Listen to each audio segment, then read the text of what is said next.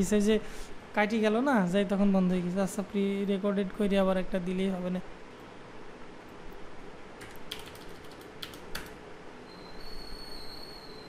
আচ্ছা তাহলে এখন আমরা যেহেতু এগুলো ক্লিকেবল এক একটা অ্যাঙ্কর নিতে হবে, তাহলে ওইটা আবার দেখেন আমাদের কিভাবে আছে, ফ্লেক্স ডাইরেকশনে আছে, যে ফ্লেক্স ডাইরেকশন আছে ফ্লেক্স রোতে, আর গ্যাপ আছে এই জায়গাতে আবার আমাদের 10 পিক্সেল। এই যে দেখেন 10 পিক্সেলের গ্যাপ আছে। তো আমরা এখানে তাহলে লিখি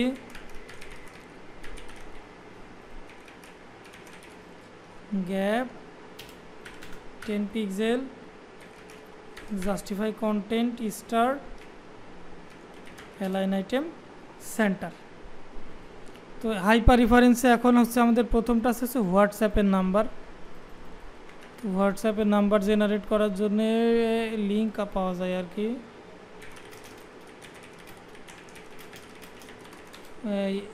www.m নাকি এরকম, এই যে www.me/মোবাইল নাম্বার।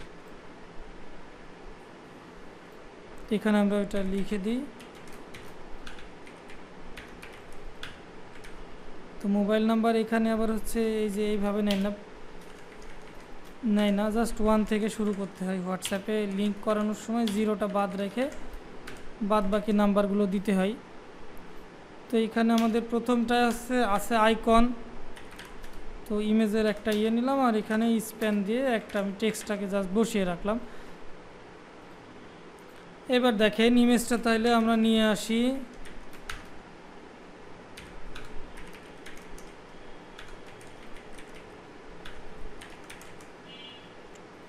কি লিখলাম, আইকনের নাম ভুলে গেছি, একটু দেখি।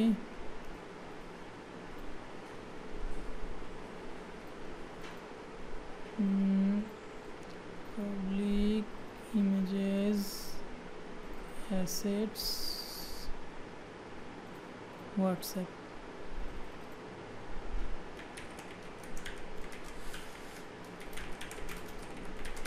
তো দেখেন ইমেজ যখনই থাকবে তখন একটা এই যে অল্টারনেটিভ টেক্সটটা অবশ্যই দেওয়ার চেষ্টা করবেন, যেন সার্চ ইঞ্জিনে ওইটা ভালো মতো বুঝতে পারে কিসের ইমেজ। আবার ইমেজটা কোনো কারণে লোড হলো না, তখন আবার হচ্ছে ইয়েটাও সুন্দর মতো আসে, আমাদের কি বলে লেখাটাও দেখায় ওখানে।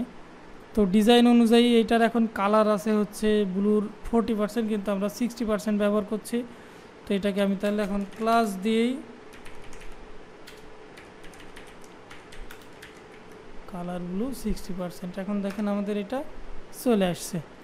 এইবার আমি জাস্ট কি করব, পরেরগুলো যেহেতু একই রকম আমি জাস্ট ডুপ্লিকেট করলাম, আর এই জায়গাতে লিঙ্ক চেঞ্জ করব আর আইকন চেঞ্জ করব। তো দ্বিতীয়টা আছে হচ্ছে মোবাইল নাম্বার। তো মোবাইল নাম্বারে লিঙ্ক করানোর জন্য লিখতে হয় টেল, মানে টেলিফোন, তারপরে মোবাইল নাম্বারটা এখানে আর কি সরাসরি দিয়ে দেওয়া যায়।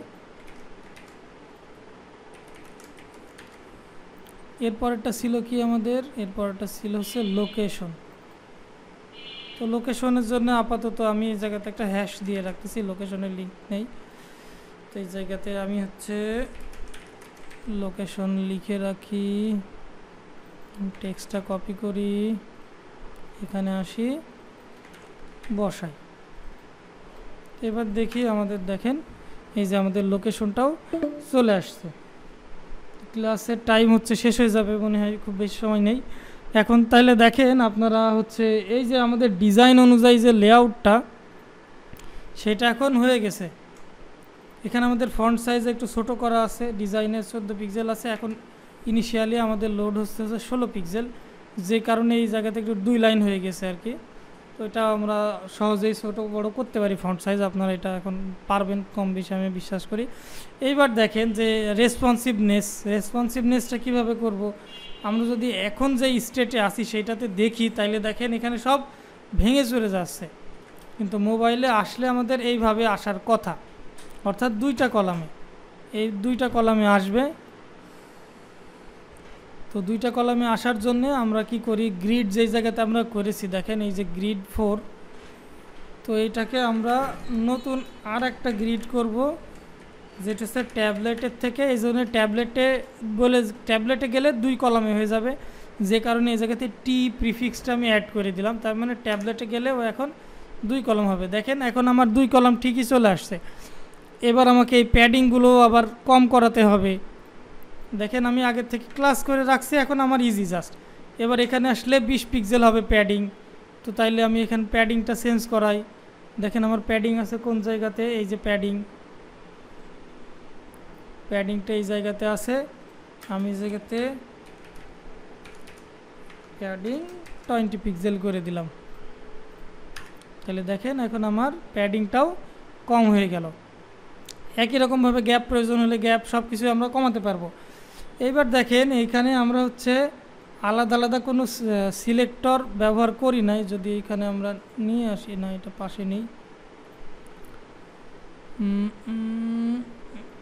ওকে। এই যে দেখেন 4টা বক্স, যে এফসিএ ফুটার বক্স, এফসিএ ফুটার বক্স, এফসিএ ফুটার বক্স, 4টাই আমাদের ফুটার বক্স।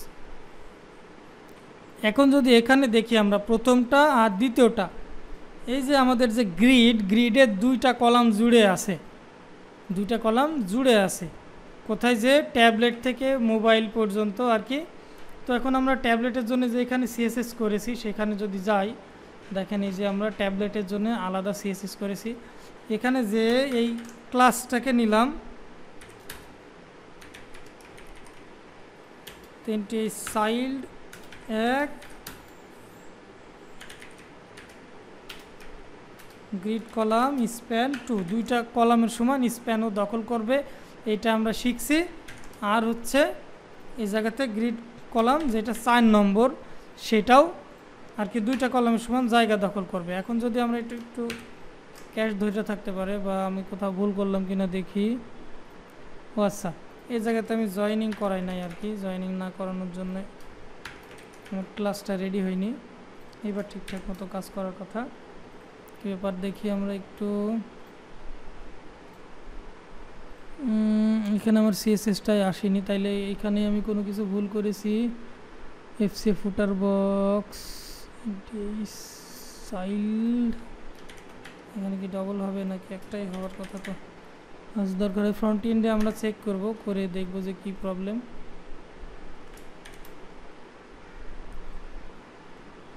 সেখান থেকে আমরা এটাকে ঠিক করে নিয়ে যাই।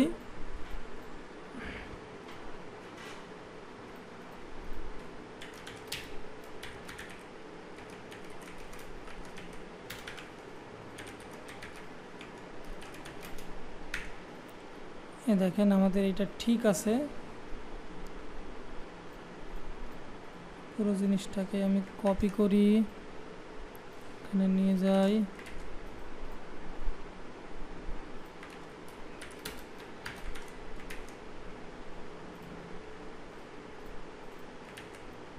এখন দেখি তো ঠিক থাকলো কিনা আমার।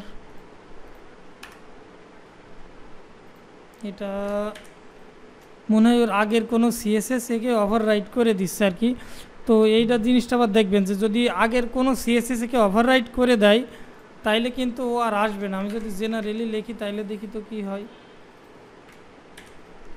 জেনারেলি লিখলেও আসতেছে না, তার মানে ট্যাবলেটে যে সিএসএসটা, সরি আমি জেনারেলি লিখে দেখি যে আমার লেখায় কোনো গন্ডগোল হচ্ছে কিনা। যে এটা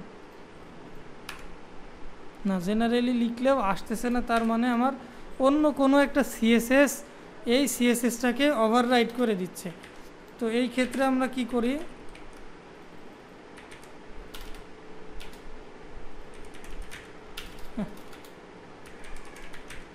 এইভাবে ইম্পর্টেন্ট করে ওকে ক্লাসটাকে ডিক্লেয়ার করে দিই।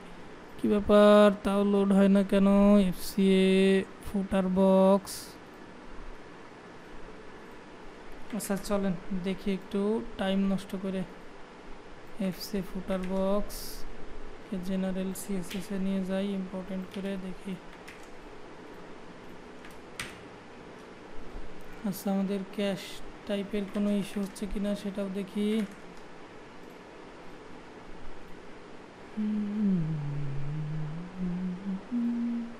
না, ক্যাশিং টাইপের কোনো ইস্যু না। তাহলে আমরা কি ভুল জায়গাতে লিখছি কিনা দেখি। ট্যাবলেট,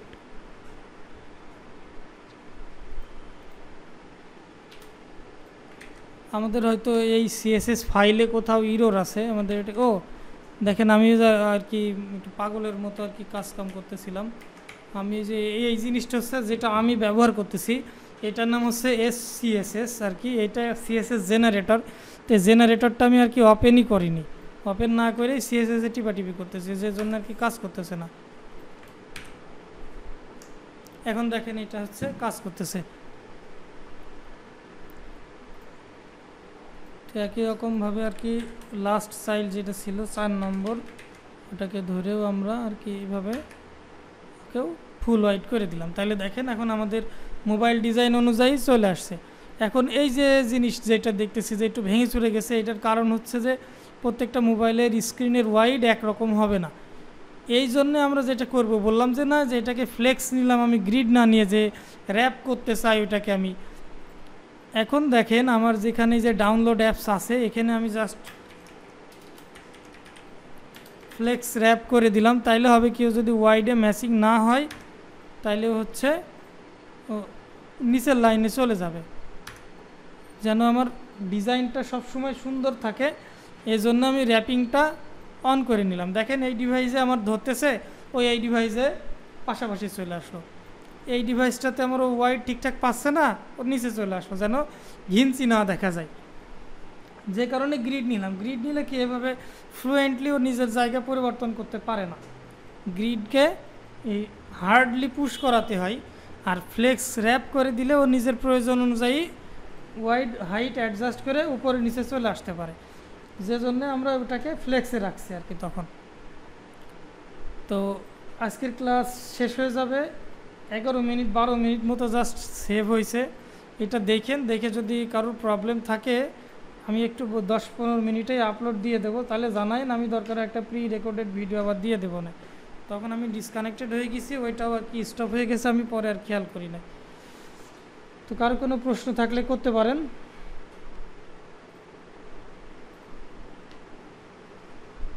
ভাই আপনি এই যে ক্লাসের ভিতরে শুধুমাত্র ইয়েগুলা কালার মানে কালার বা বর্ডার রেডিয়াস এগুলো লিখলে অটোমেটিক হয়ে যাচ্ছে, এটা কি পিএইচপির কারণে না নাকি? না না, এটাই যে আমি বললাম না যে ক্লাস তৈরি করতে হবে, এই দেখেন আমি ক্লাস রেডি করে রাখছি আর কি। হ্যাঁ, এই প্রজেক্ট করার জন্য আমি এই যে ক্লাস, এই যে গ্লোবাল ক্লাস, এই দেখেন এখানে সব ক্লাস রেডি করে রাখছি।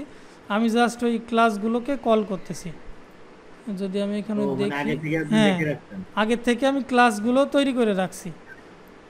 আচ্ছা আচ্ছা। এই দেখেন এই জায়গাতে আমার কত ক্লাস তৈরি করা রয়েছে।